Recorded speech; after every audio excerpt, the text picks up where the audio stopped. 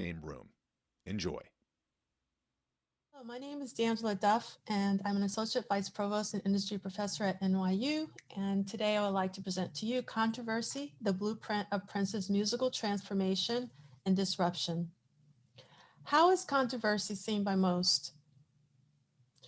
One of this year's best rock albums from any source is Prince's Controversy. This is what Jeffrey Himes said in the Baltimore Sun in real time in November of 1981 in the article, Whites Are Missing Good Rock by Blacks. However, most of the reviews of Controversy over the years have not been so favorable. Another review in Cream from February of 1983 by Richard Regal is one of the most brutal. Controversy marked time last year. And then David Brown in Entertainment Weekly said that Controversy was basically Dirtier Mind, and Dirty Mind was the album that preceded Controversy in the year prior, in 1980. In the 2013 book by Matt Thorne, Prince, he states that of the first 10 albums, Controversy, while a fascinating record in its own right, initially seems the most disposable. Every track on the record has its charms, but none feel truly essential. In an article the day after Prince transitioned, Simon Price wrote in The Guardian that Controversy was a stopgap, delivering little that Dirty Mind hadn't already given us.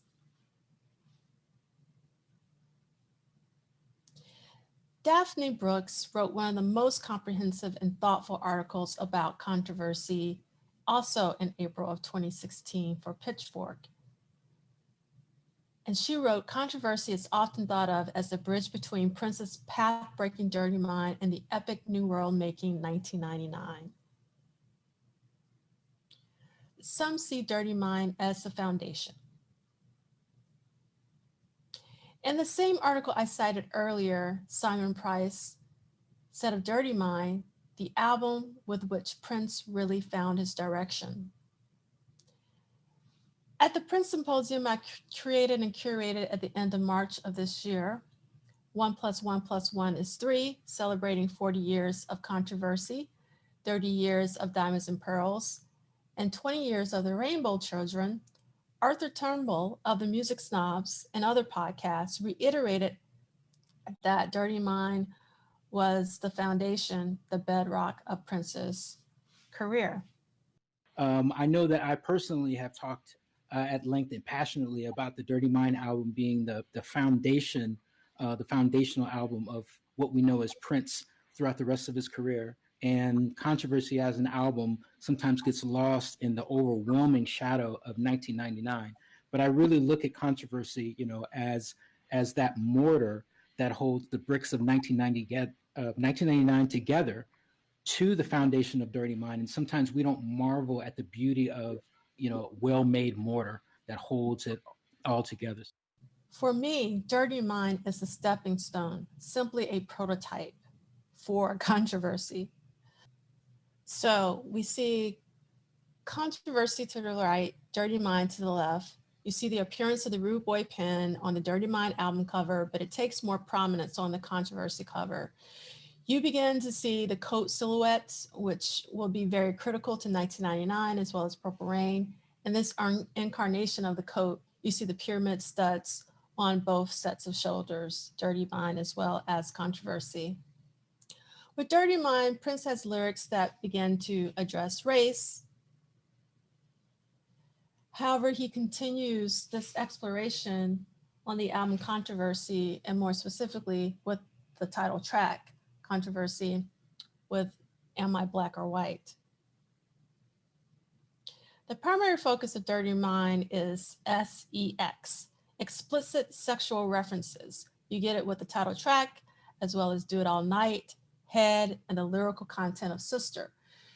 You also get it in Prince's fashion style. He did not hang up the bikinis and leg warmers with Dirty Mind. He continued with this look on the Controversy tour. However, sexual lyrics weren't new with Prince. This went back as far as his very first album, 1978's For You, on the song Soft and Wet. So Dirty Mind is not the first. Because Dirty Mind puts sex brazenly front and center, Jeffrey Himes rightfully asks, where can he go from here? He seems to have pushed the sex issue as far in this limit testing direction as he can. He's building himself a door out of the box he has built for himself with controversy. And this is from an article in Musician, 1982, Prince, Warner Theater, Washington, D.C. Jeffrey Himes would go on to say that controversy may very well move on to an even more powerful phase of Prince's career. And in fact, controversy delivered on that promise. So the thesis of this talk is controversy is the blueprint for Prince's entire career. A very bold statement, but hopefully I can back it up. In the book, Prince Before the Rain by Alan Bolio, Alan describes how Prince wanted to prominently display headlines on the cover. Al, what I want you to do is shoot me on a newspaper. However, Prince gave Alan Bolio, the photographer, so many headlines, and Al came back to Prince and said, I need just 4 headlines. Prince went with the request of editing it down to 4. And by reading these 4 headlines, you really get a sense of what Prince would focus on for this album, but also for the rest of his career. You see love, which was very important to Prince thematically, God, death, and politics, which he would weave in and out of over the course of his career. And I mean politics with a capital P. There were obviously socio-political themes that he was always dealing with. Again, these are themes you continue to see throughout his career. One of my favorite examples of this is the 1986 poster sold on the Parade Tour, which encapsulates 3 out of the 4. Again, love, God, and death, all together as one. Some of the most powerful lyrics on Controversy to me have always been, some people want to die so they can be free. During the next year, you get the song Free on Prince's next album, 1999. Be glad that you are free, free to change your mind, free to go most anywhere, anytime. The first complete unreleased album from the vault, Welcome to America, which will be released in July of this year. These themes are still prominent here as well, with Born to Die, and One Day We Will All Be Free. What Controversy is the blueprint or foundation for Prince's entire career as opposed to Dirty Mind is this was the album where Prince mixed the sacred with the profane and talked about politics with a capital P for the first time in a robust way. You have religious iconography in the advertisements for the album, as well as the poster that was included in the album. The religious iconography will continue in the video for Controversy. You would get the recitation of the Lord's Prayer in the title track. Also in the title track, you would get Prince's own litany. People call me rude. I wish we all were nude. I wish there was no black or white. I wish there were no rules. You get gospel overtones with the a cappella track, The Second Coming, which opened the Controversy tour.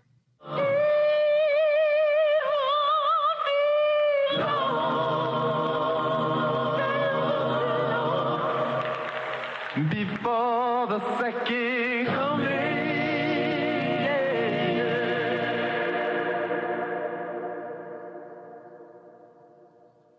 However, you can throw a clear line from The Second Coming to the very first track, For You, off of Prince's first album, released in 1978 of the same name.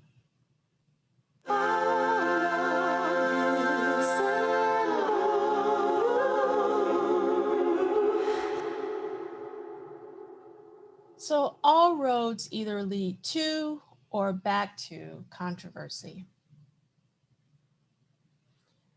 Prince's songwriting gets really interesting on Controversy due to expressing his social political awareness. He begins to write about headlines from 1980 and 1981 on this record. In real time, Ronnie Talk to Russia either got dismissed or ridiculed because of the light fare of the music itself. It's fast and upbeat. People didn't take it seriously. However, again, Prince was reading the headlines. You could tell that he knew what was going on in the world.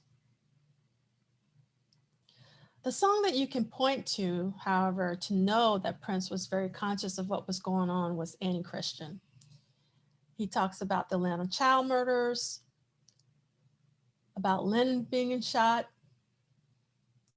about Reagan being shot, about Asp scam.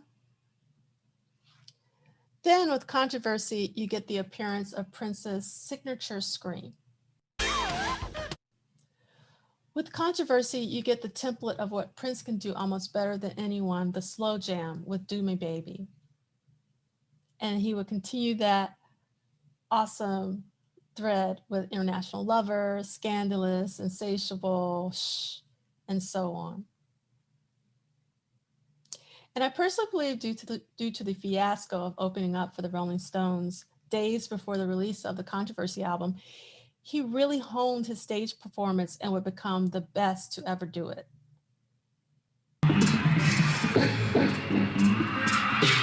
Most notably playing guitar on speaker stacks, as you saw in this 1982 Houston show. This is the footage from an unreleased film, also entitled The Second Coming, directed by Chuck Statler, which he was going to intercut with footage from the Controversy tour. He was already thinking about the visual language of narrative cinema, of the visual presentation of his music. He would predate Beyonce's concept of the visual album by decades. This is so very important to wrap your head around. Purple Rain wasn't conceived in a vacuum, and more narrative films would follow, my favorite being Under the Cherry Moon from 1986. The structure of The Second Coming would ultimately become the template for the Sign of the Times concert film in 1987. Also with the Controversy era, you get Prince beginning to build his own world, and in so doing, take us to another world, an alternate purple universe, a purple kingdom, whatever you want to call it, beginning with the time. Morris Day would become his alter ego, and Jamie Starr is a thief. And it would continue with Vanity 6, Sheila E., Apollonia 6, The Family, Joe Jones, Madhouse, and so many more. Before and after Controversy, Prince established and encouraged movements. You had the Rebels, the Revolution, Bold Generation, Love Sexy, New Power Generation, New Power Soul, and the Rainbow Children. But for me, the movement that really resonated the most was the New Breed. I wanted to be a part of the New Breed. Again, before and after Controversy, Prince did a lot of placemaking. Uptown is where I want to be. Paisley Park is in your heart. Everybody wants to find Graffiti Bridge. And in 1986, he would manifest this as a physical reality with a 55,000 square feet facility, Paisley Park in Minneapolis, where he was born and raised. But the song that really resonated with me in terms of Prince's placemaking is Sexuality again. Whenever I want to escape, I can go to the purple world whenever I want. Because in Sexuality, he let us know that he could take us to another world. And he can take us tonight or anytime we want. And with this record, the most important thing that Prince created was his own mythology, the mythology of Prince. Prince made the public question who he was. There was a lot of purposeful misdirection in Prince's early career. This was the beginning of the mysterious Prince. I just can't believe all the things people say. Am I black or white? Am I straight or gay? Do I believe in God? Do I believe in me? We don't have time to go deeper down this mythology rabbit hole. However, if you want to follow me on this journey, join me in June at the Prince 88 virtual conference for a continuation of this talk, Prince Conjuring the Mystique. So in conclusion, Prince will be forever known for Purple Rain. The album and film of the same title was absolutely the apex of his commercial success. The estate capitalized on this immediately following Prince's death, even though it was already in the works before he transitioned. This was the first deluxe release post-Prince. That's what I call it. 1999 is also extremely important to his discography, his legacy. This is where his audience began to shift from predominantly Black audiences to predominantly white audiences. Again, the estate recognized its importance by choosing 1999 for his second deluxe treatment. But many critics consider Sign of the Times to be Prince's masterpiece. Brad Nelson, in a 2020 Pitchfork article, said so much. He said that Sign of the Times is probably the most complete exhibition of Prince's talent. However, in my humble opinion, you could say the same thing about Controversy. Sign of the Times is a very important album in Prince's catalog, and the estate realized this and released a super duper deluxe edition of Sign of the Times last year. I'm hoping that Controversy gets reevaluated by scholars and critics alike so that it can be placed where it rightfully belongs, at the top. I want to leave you with some words from Scott Woods, also from the 1+1+1 = 3 Symposium. He summarizes what I tried to communicate with this talk so well.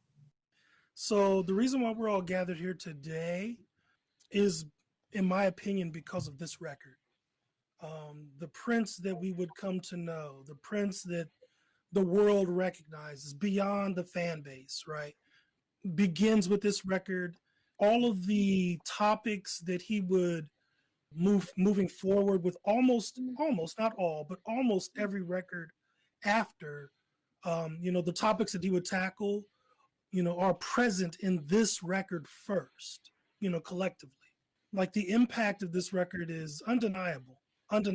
And just to answer a previous question very quickly, there are no skippable tracks on Controversy. There are simply tracks you are not ready for. So thank you for listening. I hope you'll go put on Controversy and listen to it with the reverence it deserves. Hello, I'm Kamilah Cummings, and thank you for attending my presentation, Purple Lace and Race, Prince and the Art of Protest. In many ways, Prince's entire career was a disruption.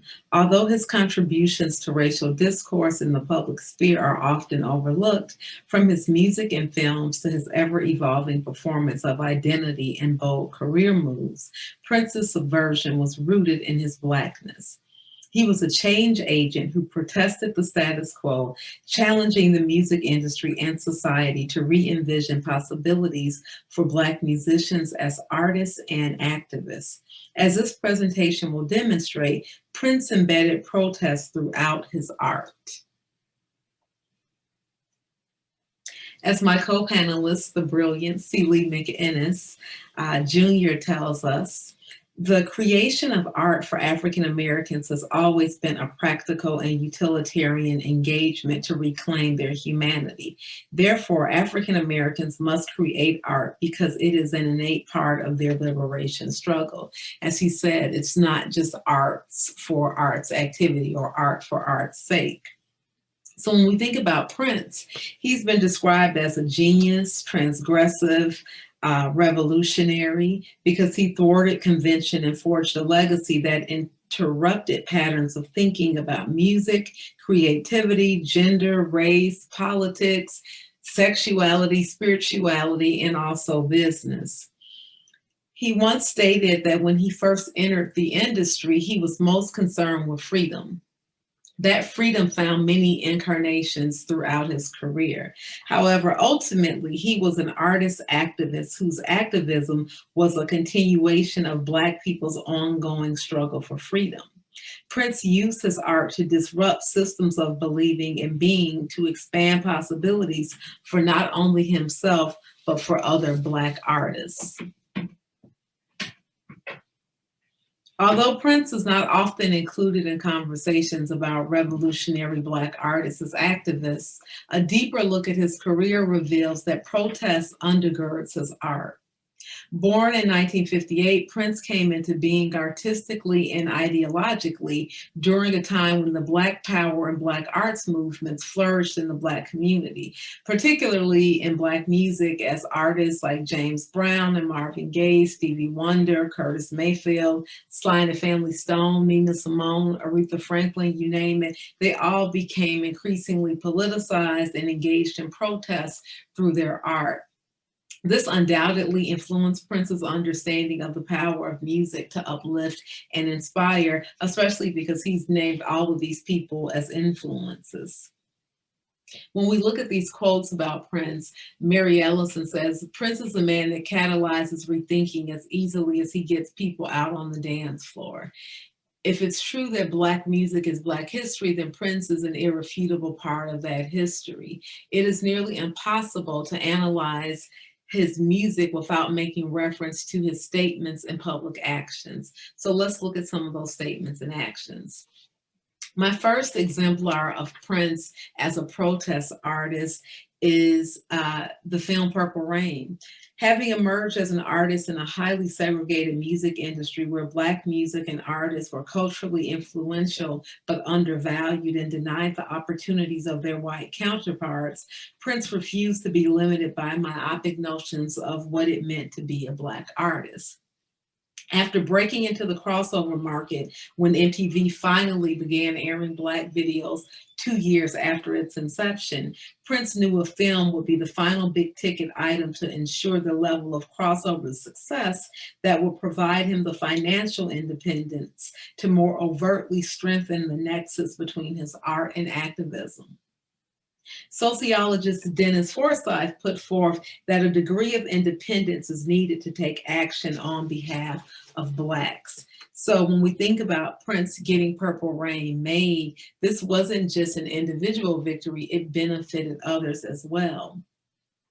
This was an act of disruption, particularly because it was unheard of at the time for a Black artist, especially a Black male artist, to be the star of a film, to have a film as a vehicle to catapult him into a greater level of success. We hadn't seen anything like this since Diana Ross playing Billie Holiday, who was already an icon, and Diana Ross was an icon in her own right, having been with the Supremes in 1972. But here we are almost 12 years later, and Prince is still virtually unknown to white audiences, though he's very popular with Black audiences. He was already a star for us. So he faced a lot of obstacles in getting this film made. In Alan Light's book, The Making of Purple Rain, there's a quote from Warner Brothers executives and market analysts where they said, our analysis tells us that this movie will play for one weekend and the audience will consist of 14-year-old Black girls in the inner city. Wrong. Prince just kept pushing and everybody turned us down. Nobody wanted to give me the money. We were going to make a movie with unknown Black people in front of the camera. And finally, Morris Day said even super smart moguls like David Geffen couldn't see this movie making money. But telling Prince he couldn't do something was a guarantee that he'd do it. And he did. He even underwrote part of the $7 million budget with his own money. As part of the art for the film, he wanted his name above the title, and he wanted it to say in his first motion picture to convey how historic this was. And so the massive success of the film, starring a virtually unknown cast of Black people, was, as I said, quite disruptive.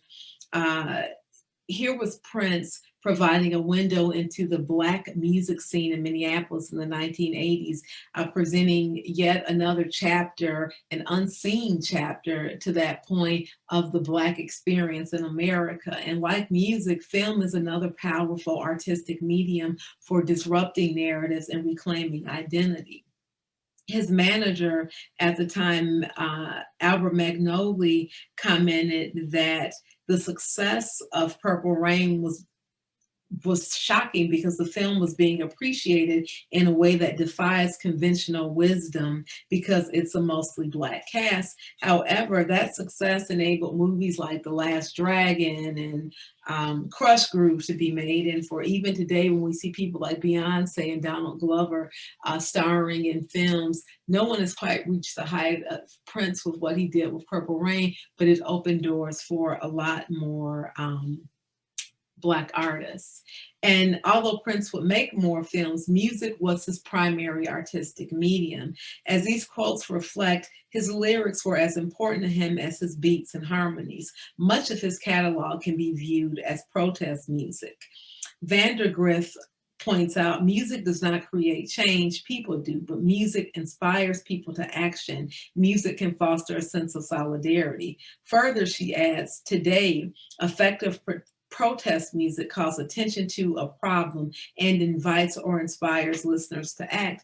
Prince did this with much of his catalog, which, as I said, could be categorized as protest music. Here, back early in his career in '82, he said that rather than focus on making money, he wanted to give people what they needed and not just what they wanted. Later in 1999, he said, it's very obvious when you hear words and lyrics, whether they enlighten or discourage. In that 1999 interview with MTV, he also lamented that music that was dominating the airwaves at the time possessed a great deal of what he called, quote, negativity and entropy. He cautioned there is a disintegration that we really need to address as a community as to what it is doing to the culture. So one of Prince's acts of protest with his music happened in the 90s when he denied several rappers' requests to sample his music. In explaining his decisions, he told Chris Rock, I just don't want my music used that way. I don't want to contribute to the problem. The problem he saw was the misogyny and violence that prevailed in a significant segment of mainstream 1990s Black music. Prince is known as a champion of women, and he was particularly supportive of Black women. So this music that was degrading and negative and disrespectful to Black women, Prince protested it, not only in denying requests to sample his music, but he also used his own music to counter and challenge these negative depictions, as he does in the song The Days of Wild, where he really calls on his contemporaries to not normalize or perpetuate the degradation of women. Another aspect of him using his art to confront his contemporaries is when he talks about the gun violence, the Black on Black senseless death. He says, I got a Tech 9 too, and it's called My Brain Shoot Another Brother Not Today. So here, in addition to a lyrical protest, he created a microphone that looked like a gun. It replicated a gun to subvert the increasingly ubiquitous imagery of Black men with guns and challenge people to use a different weapon. Seeking into the gun mic represented his use of words, his voice, his brain, as he alluded to, and his music as his weapon. And in keeping with his ethos, that music was intended to enlighten, uplift, and inspire. Here, I just listed a lot of Prince's music that, as Mary Ellison says, this coupling of Black music with protest is a natural alliance. Prince, in his illustrious catalog, has a canon of music that really depicts a broad spectrum of the Black experience, and these are just some of the songs that do that.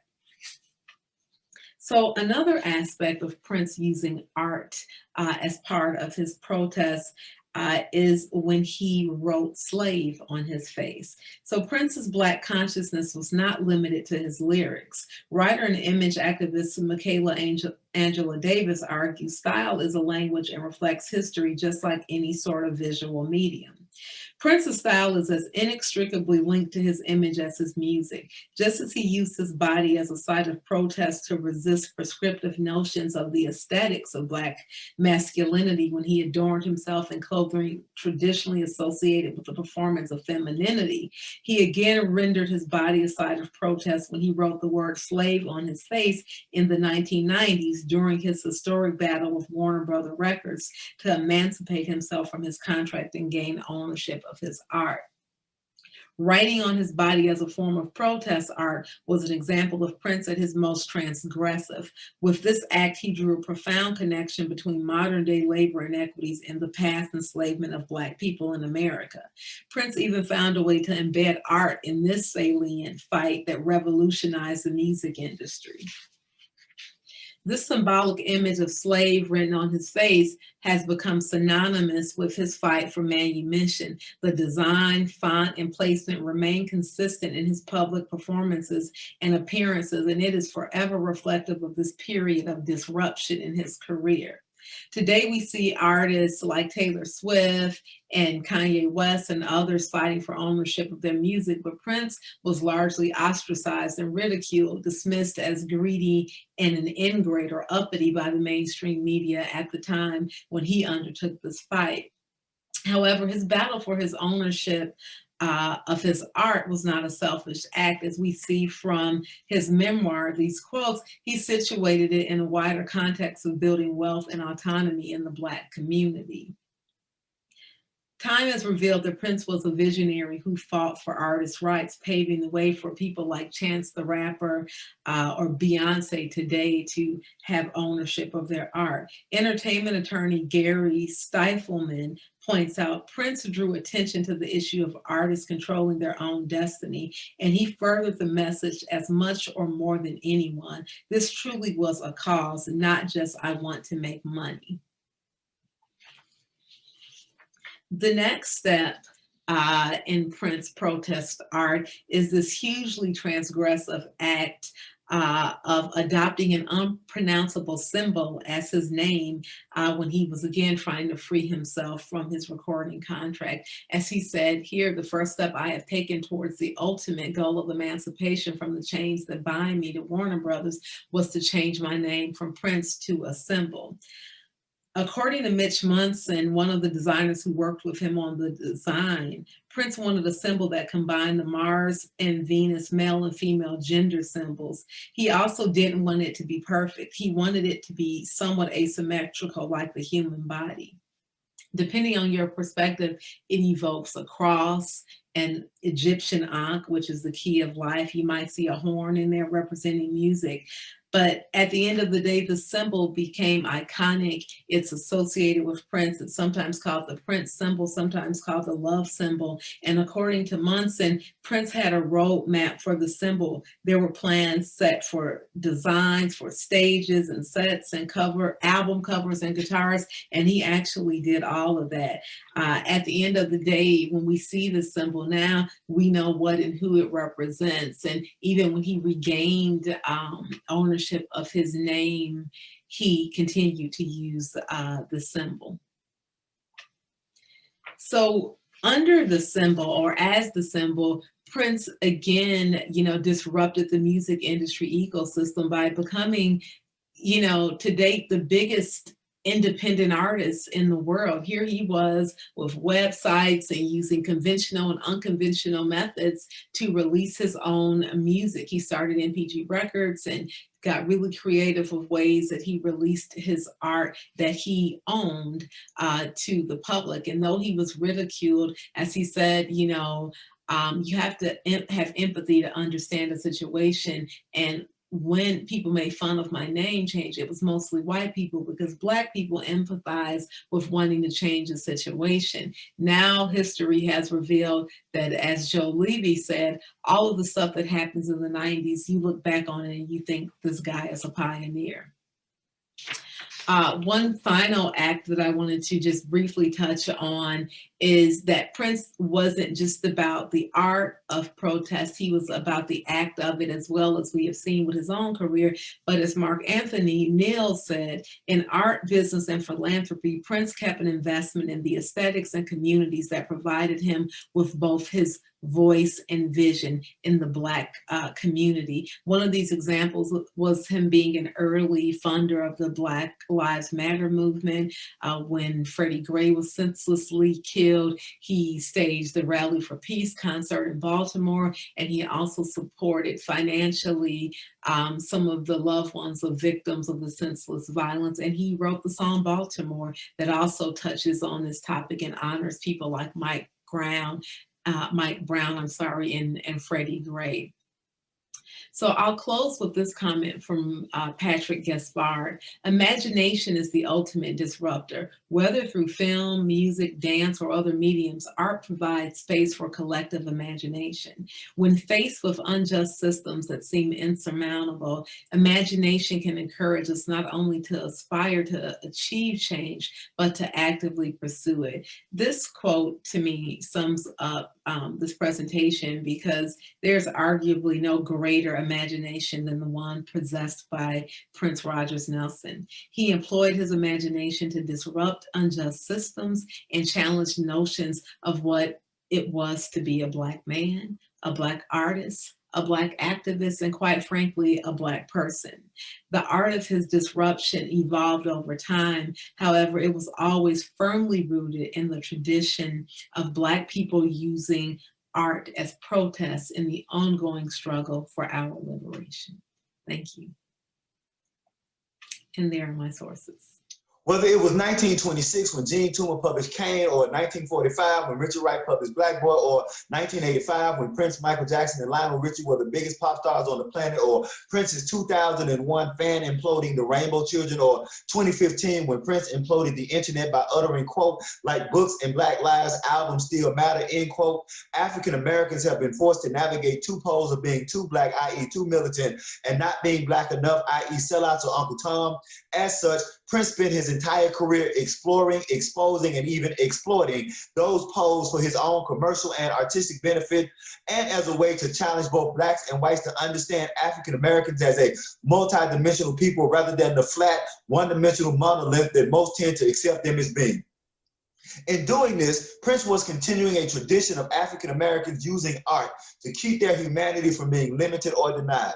In 1926, Langston Hughes, in his seminal essay, The Negro Artist and the Racial Mountain, addresses the pressure applied to African Americans by these two poles of Blacks and whites when he writes, quote, the Negro artist works against the undertow of sharp criticism and misunderstanding from his own group and unintentional bribes from whites. Oh, be respectful, write about nice people, show how good we are, say the Negroes.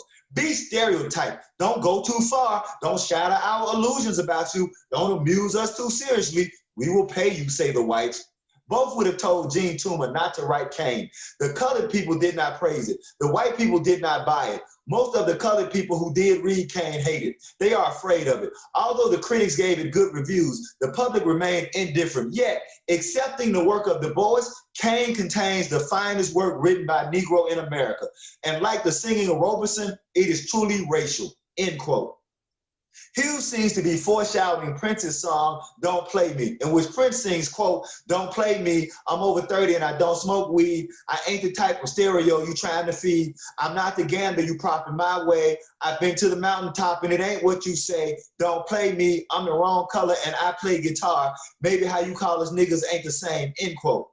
Like Hughes, Prince was aware of the stereotypes and limitations for both sides and was bold enough to defy them. Moreover, Hughes' assertion provides two critical points for my exploration of Prince's practice of disruption. One, we learn from Hughes' essay that from the moment African Americans began producing art, there was always a war between Black and white consumers over the image of African Americans. On the one side, Hughes shows Black folks fighting to rescue and reclaim their image and humanity from the toilet bowl of the white imagination. As comic DJ Hughley always says, quote, the most dangerous place for Black people to live is in white people's imagination, end quote.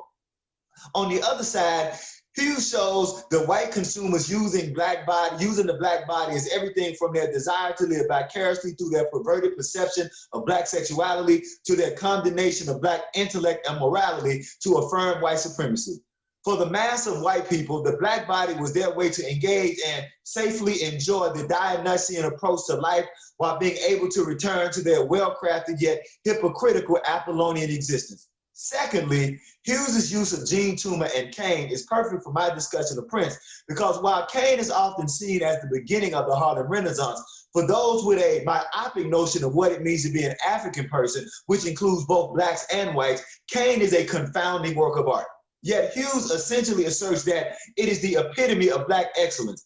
As such, Kane foreshadows the struggles of an artist like Prince because of its unique structure and varied reception from critics and the public.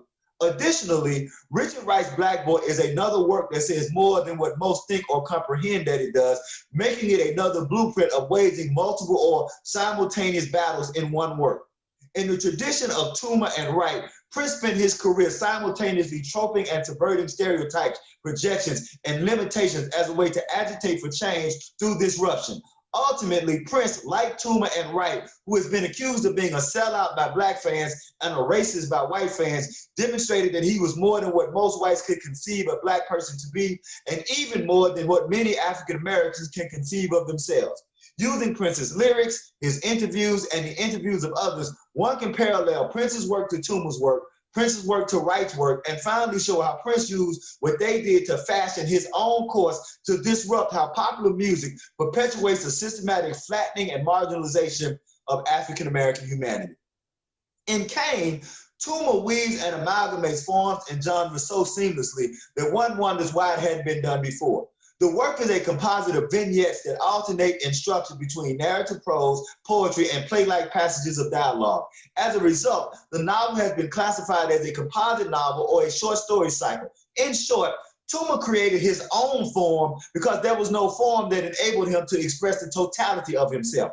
But this isn't new. This is the essence of being African, especially an African smothered in whiteness. When asked if she was on a deserted island, what book she would take with her, Toni Morrison answered, quote, "I'd like to write the book that I'd like to read," end quote. Similarly, Prince, working in this tradition of blending and amalgamating structures, created a fusion of rock, soul, funk, and blues into his own genre, much like Toomer and Morrison. In his article, The Musical Alchemist for Al Pais, Luis Hidalgo asserts that, quote, "The difference is Prince's influences, his musical inspirations, the ease with which he assimilates them and then reinvents them with his own personal imprint. Prince has created his own unique style, an incomparable way of making music, style you can distinguish by the second verse," end quote. Ironically, black critics praised Kane more for its structural innovation while indicating that it didn't actually capture authentic blackness. Writing in 1924, Du Bois was both puzzled and impressed by Kane. Quote, "Toomer does not impress me as one who knows his Georgia, but he does know the human being. I cannot for the life of me, however, understand why Toomer would not have made the tragedy of karma something that I could understand instead of vaguely guess at," end quote. Du Bois is simultaneously celebrating and regarding with suspicion Toomer's wonderful crafting of imagery and his impressionistic style of painting characters and circumstances with the brush of universality rather than with the verse of authenticity. Let's not forget what Hughes said about black artists trying to make themselves palatable to white audiences by highlighting their universal aspects as opposed to highlighting their African American aspects. Quote, "This is the mountain standing in the way of true Negro art in America. The urge within the race towards whiteness, the desire to pour racial individuality into the mold of American standardization, and to be as little Negro and to be as much American as possible," end quote. To some, the statements of Hughes and Du Bois may seem contradictory, but that's only if one has a limited understanding of American history. While Hughes and Du Bois wanted African Americans to be seen and valued for their human worth, they understood that in America, the only way that African Americans were ever valued was not by embracing and celebrating their Africanness or their African Americanness, but by rejecting their Africanness and constantly showing white people how white they could be.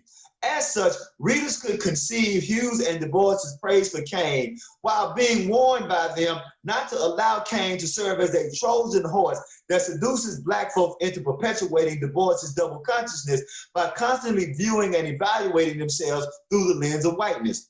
Clearly, Hughes and Du Bois are equally concerned with the attempts of both Blacks and whites to limit the creative thrust of Black artists. In his song, Hello, Prince echoes their concern and declares his resolve not to be seduced, bullied, or shamed into playing by the well-established and limiting rules.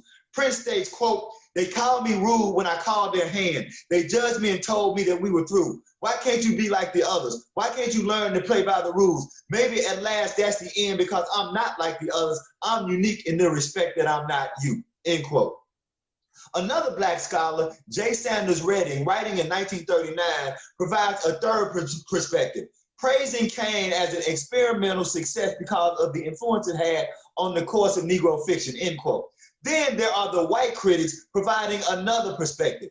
John Armstrong praised Cain for providing a different type of African-American image rather than the usual lazy, chicken-stealing nigger of musical comedies and burlesque. A second white critic provides an unfavorable view of Cain. Robert Little wrote in his 1920 review that, quote, "Cain does not remotely resemble any of the familiar, superficial views of the South on which we have been brought up. On the contrary, Mr. Toomer's view is unfamiliar and bafflingly subterranean," end quote. The problem with Cain, which continues to impact how Prince and his work are received, is that most folks, Black and white, do not have the ability to understand that all of these things are philosophically true and empirically factual. Rather than assuming that only one of these 5 assertions could be correct because art created by a Black person couldn't possibly be that complex, it would have been more fruitful for readers to understand that Cain is aesthetically and structurally something that had never been created before. This would have not only served for a better reception to Cain, it would have affirmed a tradition that would have prepared more critics and listeners for other multi-textual and multi-genre artists such as Prince. While Prince is regarded as a legend, only 3 of his albums, Purple Rain, Batman, and Diamonds and Pearls, were the largest selling albums of their year of release. The vast majority of Prince's work received high to lukewarm critical praise and good to lukewarm sales in the same fashion as Cain. At the core of this good to lukewarm perception is that Prince's work, like Cain, was often deemed too eclectic for its own good, disparaged for being too ambitious, too challenging, and too self-indulgent, as if Black artists should not strive to study and express the totality of their humanity. Of Controversy, one critic wrote, quote, It is also more ambitious than its predecessors, attempting to tackle social protests along with sex songs, and it tries hard to bring funk to a rock audience and vice versa. Even with all of Prince's ambitions, the music on Controversy doesn't represent a significant breakthrough, and it is considerably less catchy and memorable," end quote. This type of critique merely highlights the inability of most critics to view Black creators as holistic beings. It's acceptable for Prince to be a sexual icon, but based on that critique, he should not try to be a social political activist because Black people don't have the brain power or the ethos to be complex and nuanced in their engagement of life. Similarly, in 1944, Harper and Brothers accepted Richard Wright's autobiography, American Hunger, for publication that fall. However, the Book of the Month Club, which was the most influential entity for American book sales, requested that Wright remove the second half of the book because it did not paint a favorable portrait of Northern whites.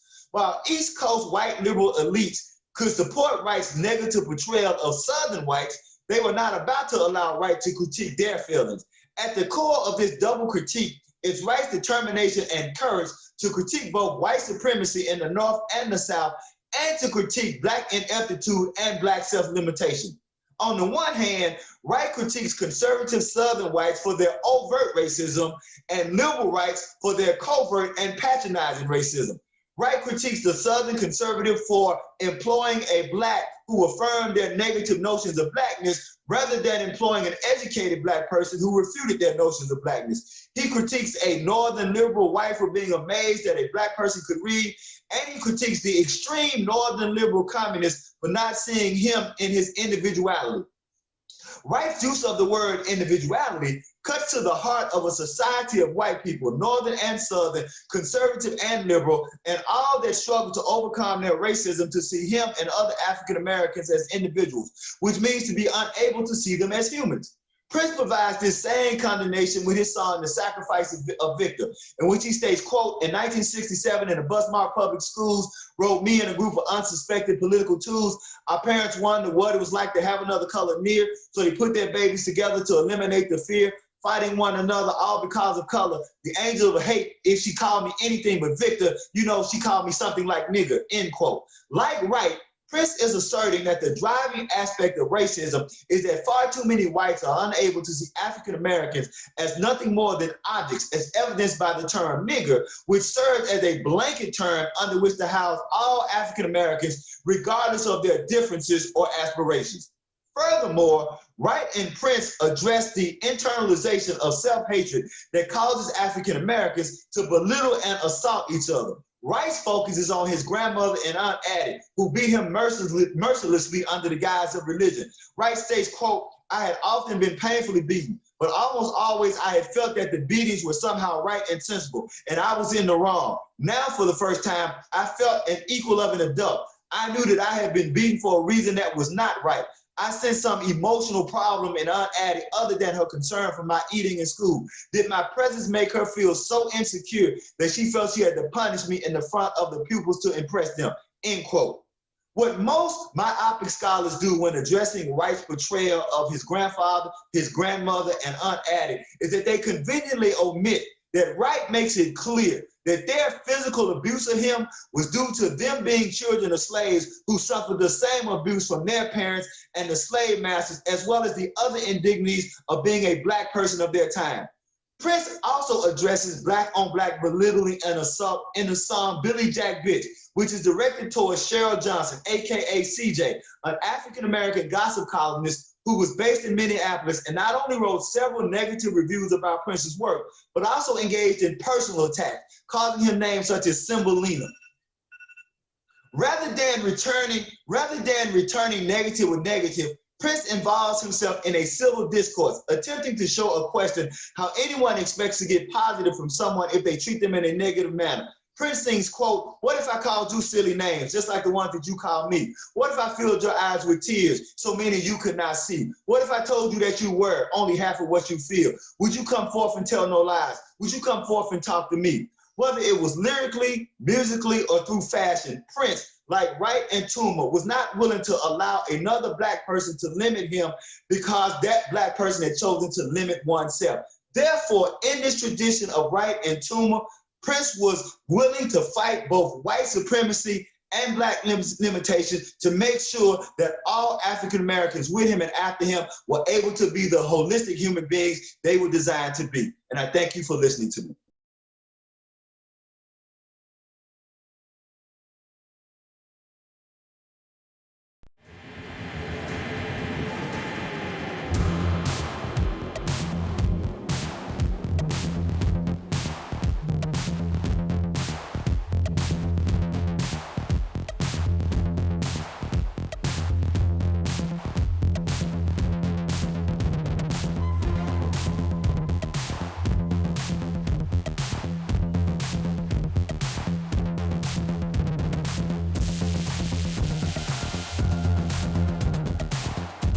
Hello, everyone.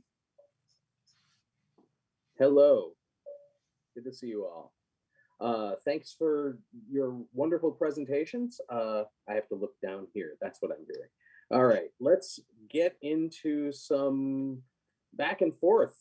So many resonances, so many places to begin. But one thing that I'm curious about, one thing that really stood out, and this was in Kamilah's presentation, was him writing slave on his face. This is a big, you know, this is a monolith in the history of Prince.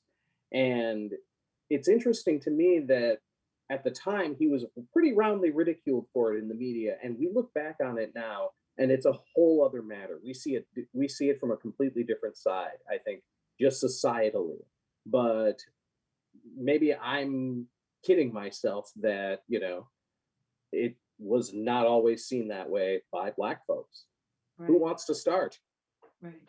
I'll go ahead and take it, just get it started. But I think that's why it was important for me to include that quote where he himself stated that the people who were ridiculing him were white people during that time, because as he said, Black people empathize with wanting to change a situation, which is also why I paired it with the quote from Dear Mr. Man, might not be in the back of the bus, but it still feels just the same, because by invoking slavery and writing a slave on his face, the kind of idea of the $1 million slave, if you will, is that, as he would say at that time, if I can't control my work, if I can't control my output, if I'm not free to do what I want to do, it doesn't matter how much money or fame I have, what am I? And so I think, Black people, really understood that though we were no longer in bondage, slavery had not ended. And so even here we are in 2021,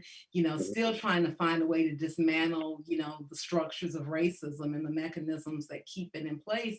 And I think, I think that was part of the disconnect that we started to see increase with Prince's fan base, and the way that the public received him is that Black people, kind of understood what was happening, whereas the white people didn't. And I think Leigh's presentation really kind of spoke to where the break in that understanding happened. Mm-hmm. Leigh?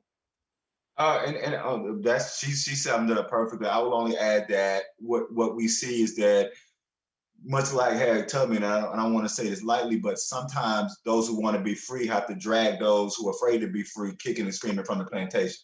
And I remember specifically, and I love to make it kind of a class thing, as Prof. Cummings said, and as Prof. Duff has also said, the working class Black people, they were probably a little bit more aligned with Prince, but there were a lot of, I remember, I don't want to misquote him, but I think it may have been either Nelly or someone who was like, yeah, well, when Prince was getting paid, he had no problems. And so now that he ain't getting paid, he got problems. And so, but just a few years later, Nelly and many people who denounced Prince were all singing a different tune. So I think that speaks to Prince's innovation that, as we all know, the first person who wants to get free from the insanity that we think is normal, that person is crazy. But it isn't until that person really frees oneself that the rest of us realize that no, Prince is right. This insanity is not normal. Sorry, I had myself muted just so I wouldn't be jumping in. But let's talk a little bit more broadly about, this stuff was, when he was writing Slave on His Face, this was the pre-digital era. This is before the internet really comes in and starts to move things around. And Prince is not only early to the internet, but he's Black and early to the internet. So I wonder if you guys could maybe talk about that a little bit, talk about, what it meant for him to be an online pioneer as a Black man. Well, actually, Black people are often some of the first people to adopt technology. It's just that sometimes there's a digital divide with the have and have-nots, and that has to do more with economics and not with race. So, for instance, I was one of the first Black designers when it came to the internet and designing websites for people like David Bowie and Britney Spears and so on and so forth. And so there were a lot of, internet groups, like we had, like there's Prince. I can't remember the exact, but like we were there. We're always there. It's just that there's this perception in the press. There's this mythology that continues to be sort of doubled down on, that that Black people are slow to adopt technology, when in fact we're leading Clubhouse. I mean, the reason why Clubhouse is so popular is because of Black folks. Obviously it started out with some of the elite in terms of the celebrity culture, but like when it shifted and the popularity, I think has to do with a lot of the Black Clubhouse rooms on that particular platform. So Prince has always been an innovator. Heck, my own grandfather was an innovator, and he didn't graduate from high school. You know, he had a gourmet food truck before that was, you know, a thing, you know, back down in the South, you know, going from, you know, all the revivals and whatnot. So Black people, because of where we're positioned in society, we always have to figure out ways to be inventive and entrepreneurial. And Prince is basically just a child of that whole thread of, you know, making something out of nothing. So Prince, you know, he came from that. So he's just a representation of a lot of Black people and what they had to do to, you know, to succeed. Kamilah, you said, please go ahead. No, go ahead, Prof. Cummings, go ahead. Oh, And no, after- you were going to ask a question, Mike? Oh, I was simply Liegh should just go, and then I'll come in. I think so too. The only thing I was going to add is I would say to kind of index Prof. Duffy's statement is that everyone should read an article titled "The Neo-Griot" by Kamilah Salam.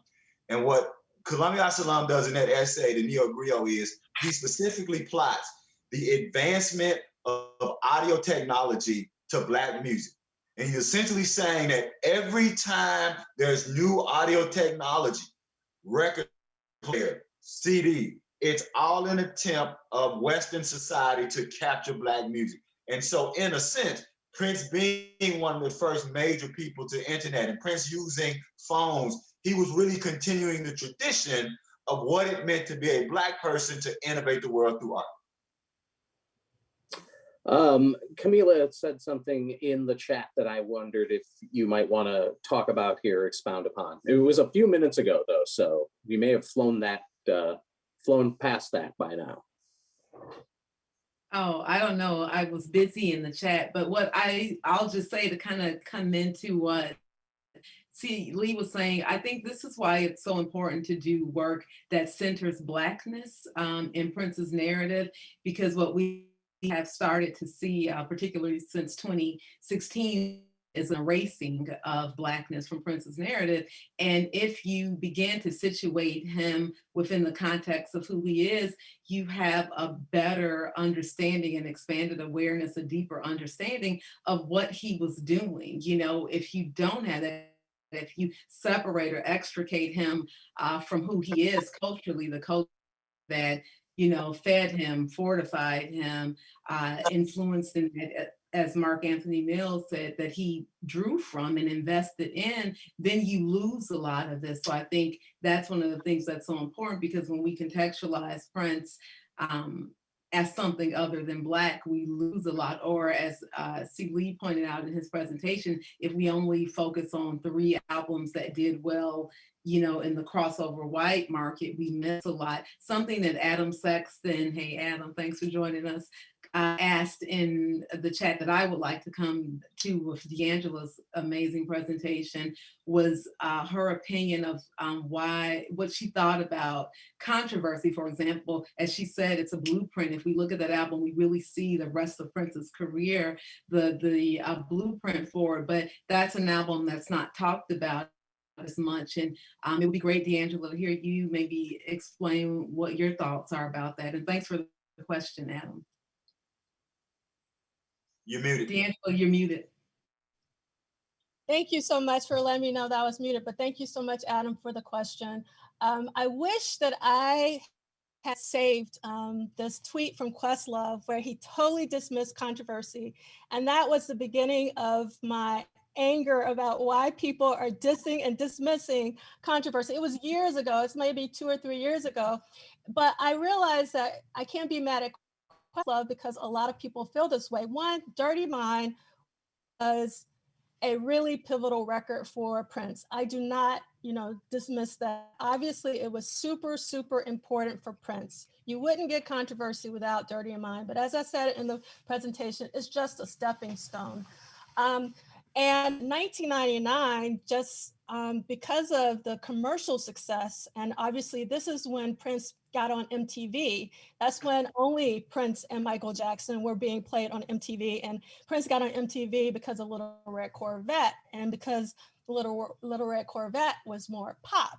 But if you actually go back and look at record sales, Dirty Mind actually didn't go gold until after Purple Rain in 1985, and it's still not platinum. Dirty Mind is still not platinum, versus Controversy actually went gold in less than 3 months. And then, it also became platinum in 1985. So 1999, because one, again, because of MTV, also it was, the double album. It was sort of the beginning of the revolution, because you do have the revolution on the cover of 1999. It's just backwards. I didn't see that at the time. So it gets a lot of press, from the critics because of its importance in terms of breaking that white threshold on MTV. And then, with Dirty Mind, because, just Prince really, changed. He really, presented himself in a different way than even say the second album, which is Prince. Even though, again, you can see threads, particularly I call it the sex thread, all the way through from the beginning, even on 1978. And, don't forget, Prince, riding bareback on the white Pegasus, on the back cover of Prince, the second album. Who could forget that? Yeah, who can forget that? Yeah, but it was like a soft, almost like soft porn, versus like Dirty Mind being like hardcore. But Controversy, I think it's because, people just talk so much about Dirty Mind in 1999 that they totally forget that Controversy was there. And if you remember that quote from Matt Thorne, a lot of people think that it's a little redundant, like meaning like the sound is kind of similar, either to, parts of Dirty Mind or some of 1999. But I think it's the opposite. I really do think that one thing really awesome about Controversy, and I'll shut up because I could talk all day about Controversy, is that I think it's one of the best mixed Prince records. And OK Player just released an article this week where they interviewed one of the engineers on that record, and it turned out that Prince actually mixed that record. He, which even lets me know that it's like the cleanest sounding Prince record, in my opinion, that he ever recorded. So the sound is like super, super clean. And he actually recorded that at Hollywood Sound as opposed to Hollywood versus Sunset Sound. So it's a really interesting record. And I'll shut up. I understand completely, because I can talk about Controversy all day too. And Controversy, I should point out, at least for me and for a lot of people I know of my generation, I'm 46, so I was like 6 years old when it came out. And Controversy is the most intensely Minneapolis of the Prince albums to me, and to a lot of my friends. It's the one where the city felt like it got on board with him, all of it, It's where he sort of, the legwork he had done cohered there with that album for a lot of people in the Twin Cities, I think. What do you think was about Controversy specifically where Minneapolis came on board? I think we were talking about this before, and I wanted to bring this up because one of the things that I was thinking about during your presentation was, with Dirty Mind was basically him winning the election. So Controversy was more like the policy plan. Like, it is the blueprint for what comes later, because he draws it out for the first time. He actually states what he's about for the first time in so many words, in all these different modes, in all these different ways. So Controversy really feels like the first fully coherent, all-world Prince vehicle, if that makes sense. Oh, that's perfect sense. I mean, that's my agreement about it. What makes Controversy different than Dirty Mind, and I think that's a perfect analogy about getting elected and then what's your actual specific plan. And as Prof. Duff has said about the 4 headlines, right? You knew specifically what was Prince's social political interest, right? There was no question, and I like that because, and I said about that is, for me, it's a great album because when people say, well, Prince became Judgy Prince after he became a Jehovah's Witness, nope. Prince was judgy from day one. I'm gonna keep saying it. I'm gonna keep riding that horse. If you're listening to Controversy, that's a judgy dude. And the only difference is with Controversy, like that he's judging other people. That's the only difference, right? Right? And then we get to 1999, still judging other people. The only problem we have with the Rainbow Children is now he's judging all us freaking people. And that's, but in Controversy, specifically who he was, and as all of you said, that was his specific political agenda. Number one, A+ for judging Prince. I mean, that it might be his most Minneapolis. You just opened up an avenue for me here.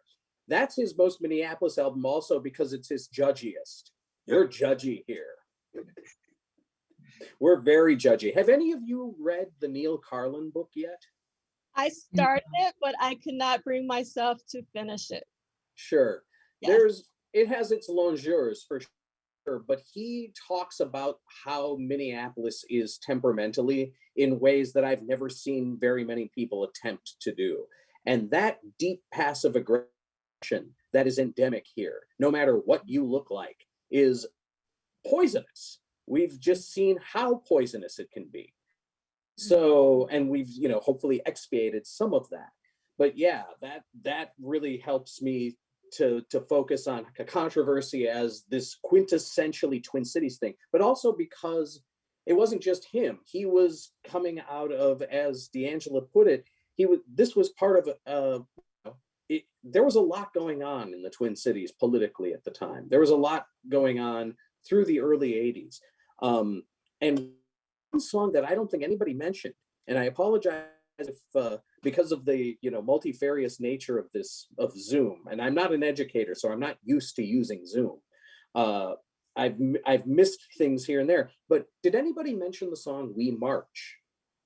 No, but it is a seminal. You're right to bring it up in the context, because not only it's what I like about it, relating it to Prof. Duff and Prof. Cummings, is that We Duff is another fine tuning, right?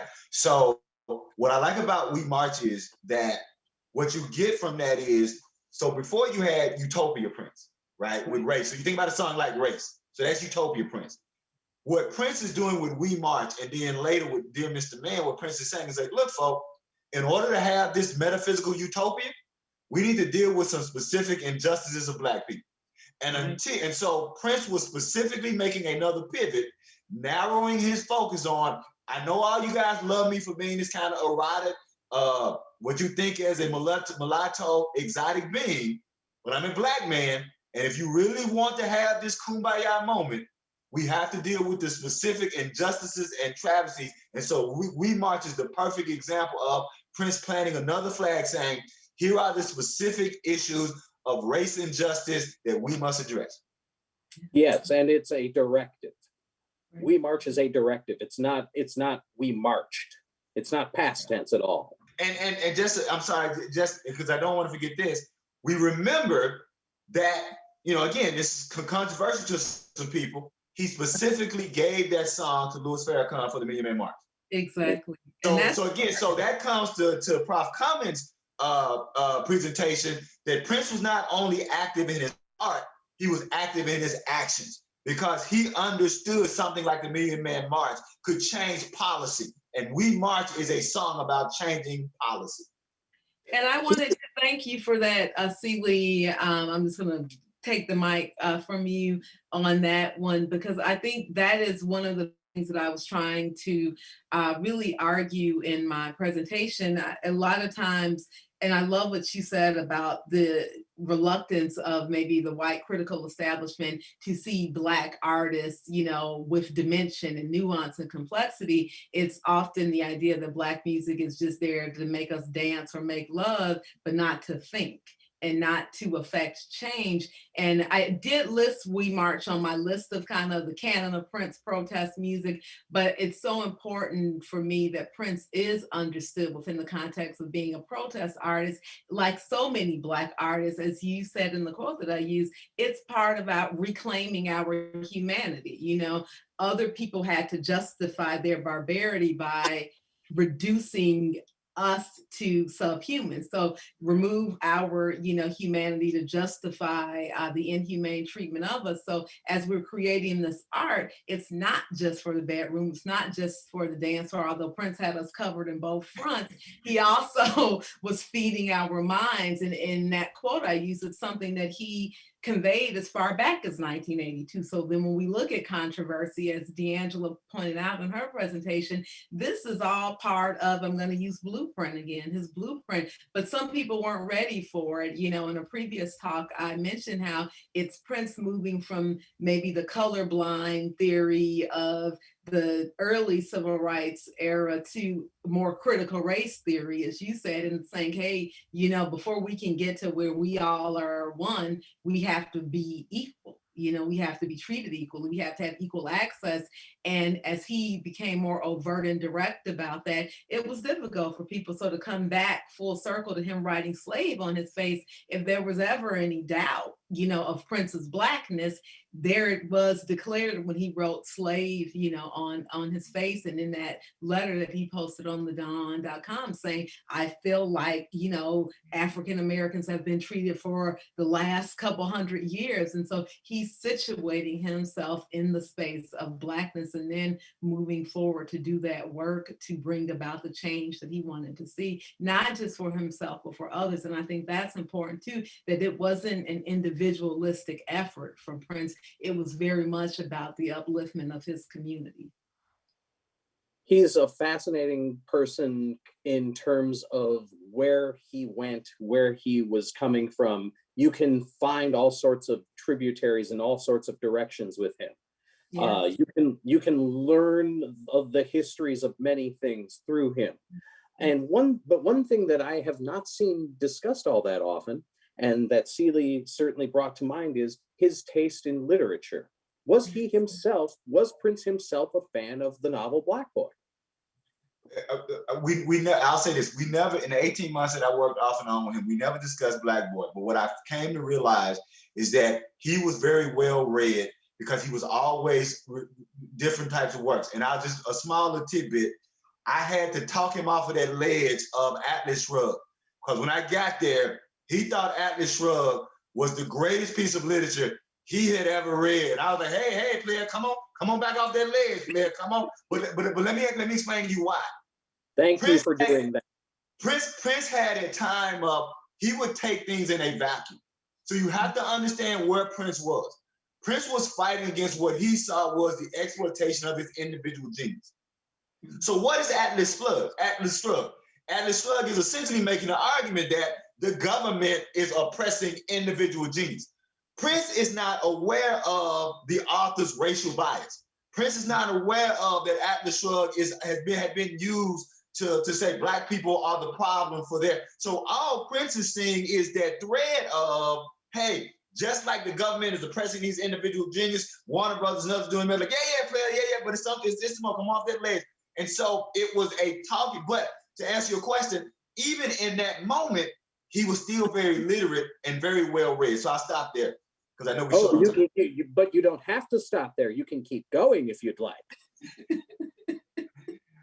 Now I'll let Prof. Duff and Prof. Connors jump in. I want to see if they were, but I was trying to think of the other books that he was, at that time he was reading a lot of Cornel West. He was also reading what was the other? Oh, he was reading some Toni Morrison. So it was, he was meeting Prince and having a conversation with him. I understood, oh, this is why you're a great lyricist. You're very well read.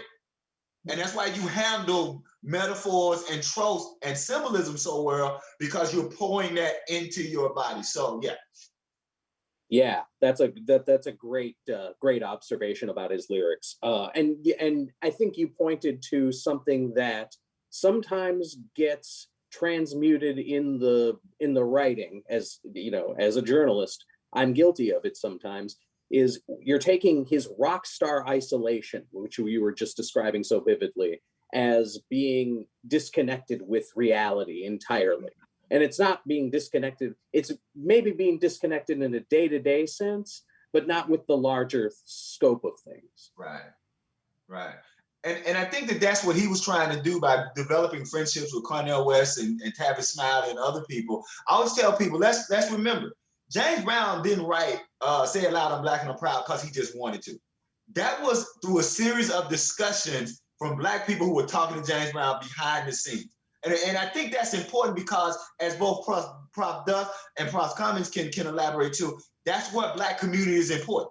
So Prince understood, right? And he had this kind of, push me, pull me relationship. He was always, if you look at his trajectory, he was always surrounding himself with folk who could impress upon him certain social political roles that he needed to take, right? Dick Gregory again, right? So these were all people in which he was aligning himself and letting them feel him so that he could then manifest that through his art. I do want to add one thing. So I'm an educator and I teach at the intersection of design, art, and technology. So I teach creators. And one thing that I always stress to them, that in order to be a great artist, in order to have great output, you have to have phenomenal input. Like you cannot create in a vacuum. So obviously Prince had incredible inputs and he was getting it whether he was having conversations with people like Cornell or Tavis, or from reading literature or listening to other music. Like you cannot be an artist as great as Prince without having some inputs. You can't create in a vacuum. Right. I want to take a question that was put up a little bit ago. It's from Paul W. Short. What are the benefits in viewing Prince through the lens of Afrofuturism? Well, I would just say the benefit is that it gives you a more holistic understanding of who he was as a man and who he was as an artist. I think that particularly if you look at so many Afrofuturist artists who are influenced by him, right, and you can see his rivers in them. I think that it gives you a more well-rounded appreciation of him, but it also gives you a well-rounded appreciation of African American art and of our humanity. I think one of the things that I think all three of us are trying to stress is when you try to whittle Prince down to one slice of his pie chart, you're not just reducing him as a man, you're reducing all of what it means to be an African being. And so Prince as an ingenious visionary, and then this because Prof. Duff was speaking to this, him being a root for Afrofuturism, again, affirms what Prof. Duff was saying, is that Black people, is not that we haven't been involved in technological advancement, is that it hasn't been documented that we have been. And this is what that kind of research in the Prince is doing, and with the question that was asked, by documenting that Prince is influencing Afrofuturism, documents that we were there at the beginning. That is fantastic, and we're going to wrap it up. They have given me the signal. So thank you all for a really fun, productive, fascinating round delay. Really appreciate it.